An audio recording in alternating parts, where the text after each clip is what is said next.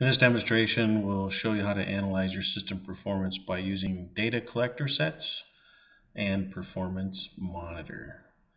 So we've already logged into the system. Now we're going to pull up the performance monitor. Just click the start button, type perf, and you can get the performance monitor. Okay, so now we're looking at the performance monitor, and from here we're at the general tab. We can see an overview of what the performance monitor is all about. And if we click on performance monitor, we can see real time what's going on with our system. By default, there's only one counter added in here right now. It's the percent processor time, and it's demonstrated in red here. If we want to click some additional counters, we can just click the plus sign here, and there's a host of a lot of different counters that we can add in here. Too numerous for me to describe in this short little video. I'm going to go up to the, we're going to focus in on the physical disk right now. So if I expand the physical disk, I can see a bunch of items associated with the physical disk, things like percent of read time, percent disk time, idle time. So in this case, we're just going to select the idle time on drive C. We'll add in that counter, and now we can see we've added that counter in. We'll click OK.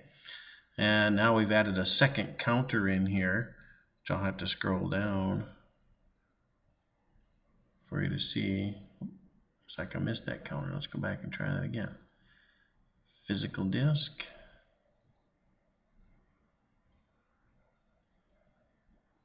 And we just want to go with the idle time on disk C. Add that counter in. And OK. Oh, it's in there already. I just had to wait for it to show up.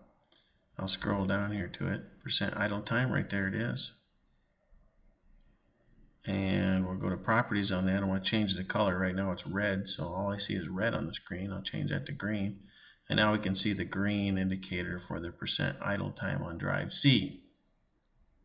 So this is giving us real-time indication of what's going on with our system as far as our disk drive and our processor time right now.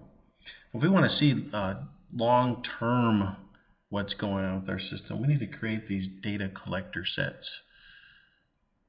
So looking at the data collector sets allows us to add in some of these counters, and we can customize how we're going to collect data on long-term what the CPU usage and disk activity is.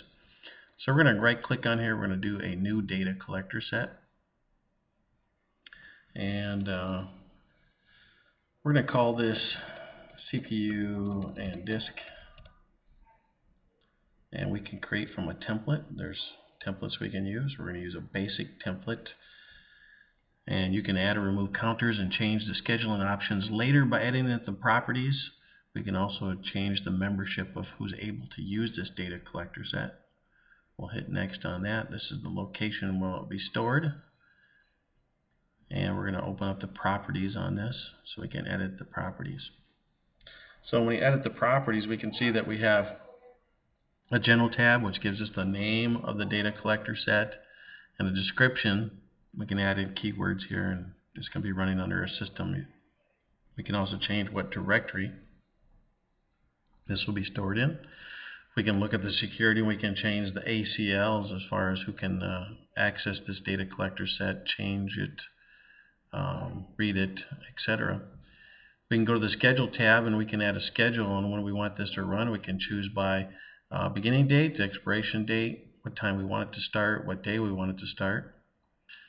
We can look at a stop condition. We can run it for a few, minutes or hours or days or weeks. We can restart it or set durations, very customizable on the stop condition. We can also indicate a task that we want to run based upon this collector set. So it might be send an email, or we might run a script that will run associated to this. So it's very customizable. I'm going to hit cancel on this, and we're actually going to start that.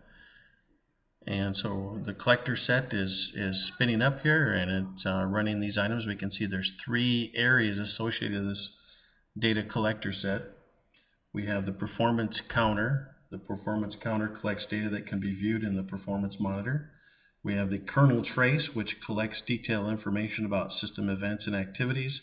And we have the configuration, which records changes to the registry keys.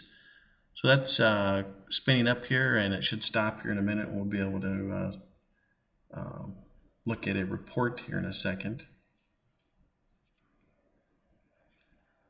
So I've already ran a report under a previous one that I created, and we can see that report under here, reports. And here's a list of the report items that we can look at. So we were looking at processor and physical, and specifically on this machine, notice that it indicates a UNC here, which tells us that we can actually use this to build collector sets for any machine that's on our network. We can do these remote data collector sets and monitor what's going on with the performance of our systems. Very customizable, and a lot you can do with this.